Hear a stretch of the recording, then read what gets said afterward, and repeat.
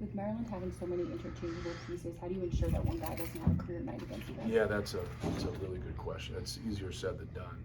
It's not something you can say as a coach. There's a lot of things that don't work with a speech. So like you just like, hey, don't turn it over. You know, so like, okay, we're good. Coach told us not to turn it over, so now we're not going to turn it over. That's what having depth and having balance that becomes an issue. And so like they have different guys that have stepped up. Like Kerry has stepped up and had huge games. You know, Akeem Hart, Dante Scott, obviously Jameer Young's their leading scorer, Reese. So they got a really good starting five. Martinez has really given them some good minutes. So they have one of those teams that has a lot of different guys. You know, we have 3 different guys that have scored 24, 29, 35 coming off our bench.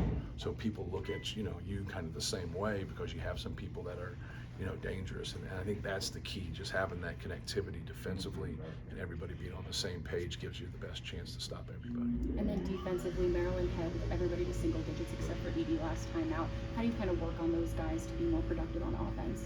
Make them. When you're open, make your shots. And so when you deal with Zach Edey, if you can pass and move the basketball, you are going to be open. That's been proven. You got to be able to step up and knock those shots down. I know that sounds like it's kind of a simple answer, but when you get good looks at the basket, we have too good of shooters not to be able to step up and knock some of those downs. And so that's what we have to be able to do.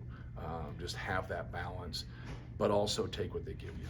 Like sometimes they're going to take him away totally, but it's going to open up things for others. Sometimes they're going to let him play one-on-one, and if that's the case, we're going to go to him as much as we can.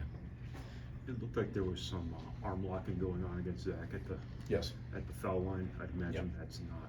No, legal. it's illegal to arm lock and come together. Like if you're set like a double screen, that's illegal right there. It's illegal for them to come at the free throw line and arm lock, especially when he's in between it.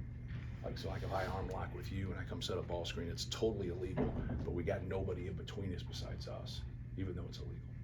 Now he comes and arm locks him while he's at the free throw line. It's dangerous is what it is, because somebody can really get hurt that way, because you can get locked in that way and then you get turned and twisted. You can like separate somebody's shoulder, crack their elbow, things of that nature.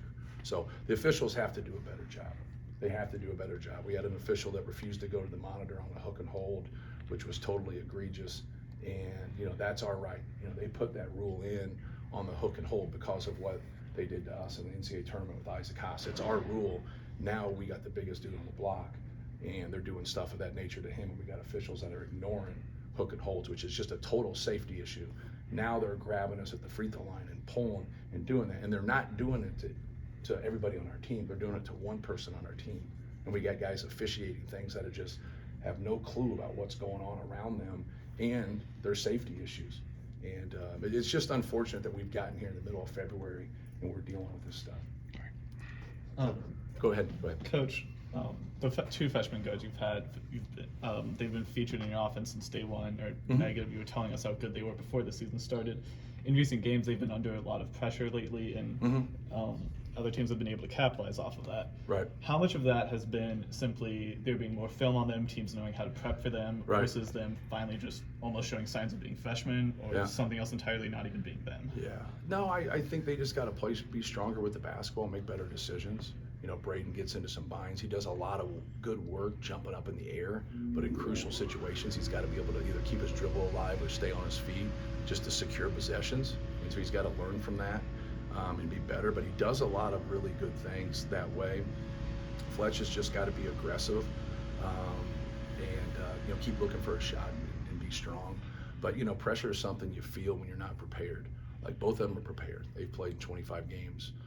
They're both basketball backgrounds, so they'll be fine. Just like earlier in the year, and people were like talking about our inability to shoot the basketball, and so like I'm not gonna sit there and let a bunch of bad shooters take shots. Like it's just not something you would do. But like I also got to understand the game. Some people don't understand the game. Good shooters are going to go through some tough times, and what they need from their coach is support. What they need is that somebody believes in them, and I believe in guys that can shoot. Like we had guys in the game the other night have wide open shots. They can shoot the basketball. They didn't go down, but I just think a lot of makes are coming our way. Is there a lot of difference when you go to use a different brand of basketball and things like that, that maybe you do have to get adjusted to the way to shoot, an Under Armour ball versus Yeah, but we have them all. So everybody that we play, we go and buy those basketballs. So we practice for those days, 2-3 days before with those basketballs. So they're all round. We'll be fine. Good shooters can make it with a football. Just the way Northwestern was able to guard Zach, obviously, it really affected his ability to pass out of the post, I guess. Just from what you saw in film after being able to look at it, what's going to kind of help him either get that positioning, be able to see guys on the court, or go fast into the from shot? his standpoint, like when he's on that right block, he's got to open up so he sees it. When it passes across his body that way, you know, you're not going to have success. And so we really work on that right block opening up. From the other side, they got to call the fouls. You know, they can't come in there and jump into him and hatchet him. And it was just poor officiating late in the game. I thought Northwestern did a fabulous job in the first half of their doubles, being legal, guarding them, and they did a really, really good job. And as the game progressed, the refs, you know, swallowed their whistles, and now we have to be stronger at those times. So we still have a hand in that. And that's what we talk about in practice. Even though they foul us, even though they do those things, we can still take care of the basketball and not lose possession. Maybe it's not efficient at that time when they foul us, but you know, you got to be strong. And so I feel for him, because I don't think there's anybody on our team that has a complaint with the officials. Not one person except him. Like how they've officiating and how they go into games and don't understand what's going on is really tough to take from his standpoint. Now, nobody else on our team can say that. You know, they might get a bad call here and there, and that's just part of it. But they got to do a better job. It's been ridiculous what's happened in our last 2 road games. Well, all the minutes that the freshman guards have played this season, all the contact Zach's taken all season. This being the back half of the Big Ten schedule now, do you have to manage things at all in terms of their minutes or their practice time or whatever? Not really.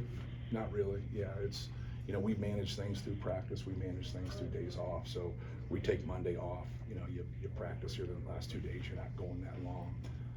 It's more of a concentration and just a focus and just kind of having that mental toughness to be able to go through. You know, you can't get into college and want an opportunity and then get an opportunity and say, I'm tired. It's just not the way it works. Like, you know, you work hard right here. Guess what? Everybody's tired. Everybody's fatigued. Everybody's injured. Like, there's a lot of common, you know, ground there for everybody. So even though those things might hold true, they're true for everybody. So who has the advantage? Like, no one has the advantage. The people that fight through and have the mental toughness, you know, especially if you have a good team, they're the ones that end up being successful. Go ahead. Beginning of the season, obviously a lot of success managing, you know, not getting too high after 2 losses in 3 games. Do you feel like you have to pick them back up a little bit, or they? Yeah, it's a little bit of both. Like, you got to be on edge, but you also got to feel good about yourself. Yeah. Don't. What do they say about the linemen? Don't feed sugar to mules. You know, you don't yell at the running back because he can fumble, but you can yell at the right guard because he never touches the football. Well, basketball's different. Everybody touches the basketball. So you got to be the guy I played for. Used to always say, you know, you got to be Jekyll and Hyde. You got to be tough as nails on defense, and you got to be loose on offense. So you got to have that kind of balance. Well, as a coach, when things don't go your way, you got to fix it.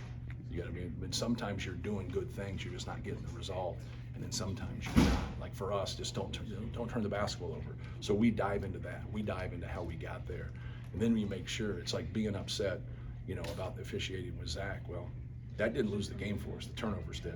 So like, keep that in perspective. Like, don't, like, even though you're upset about those things and they should have been better, but last time I checked, we got mirrors at home.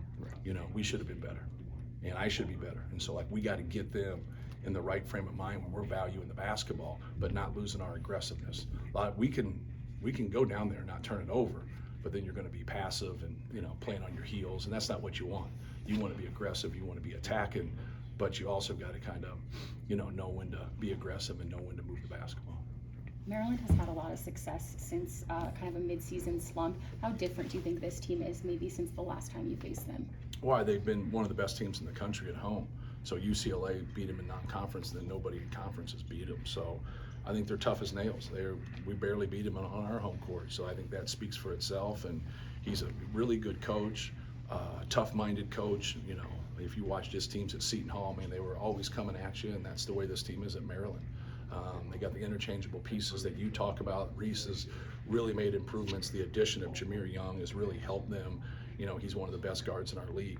And, you know, I think that piece of having good players and then also having a good home court environment. You know, they've done a good job there, and they've always had a really good home court environment. So it's going to be a tough game. Kind of a random question, but Waddell, Martin, Barrett, these are names of guys that you played with. Mhm. How meaningful is it for you to now you're coaching their sons? Yeah, it's cool. Well, they obviously want them to get a degree at Purdue, and obviously they had, you know, positive experiences playing, you know, in this program. So yeah, to have, you know, guys that I played with, you know, kids that are here, it's sometimes it's a little surreal, especially when they do something that kind of mocks or kind of act a certain way, like your dad did. Hopefully on the court. No. Oh, yeah, a little bit of both, a little bit of both. But no, they're all three good dudes, man. They've been great things for our program. And then y'all had some success slowing down Jameer Young last time go around. What has to happen to do that again, especially on a second? Start again, I'm sorry. Y'all had some success slowing down Jameer Young in your Yeah. last matchup. What Yeah. has to happen to do that a second time on, especially with knowing each other a bit more? I know I'm beating a dead horse here, but don't turn the ball over and let him play in transition. So you look at the first half of Indiana, you look at the second half of Maryland, you look at the second half of Northwestern, they are in transition playing 4-on-2, 3-on-1, you know, 4-on-2, things of that nature where they are an advantage, all because we either took a bad shot or turned the ball over. So when you let a guard like that who's so dangerous now get a handful of opportunities in transition that way to go along with how good he's going to be in the half court, you're in trouble. So it's not as much as stopping really good players at times, it's limiting them. They just can't have a lot of opportunities. You got to limit their opportunities.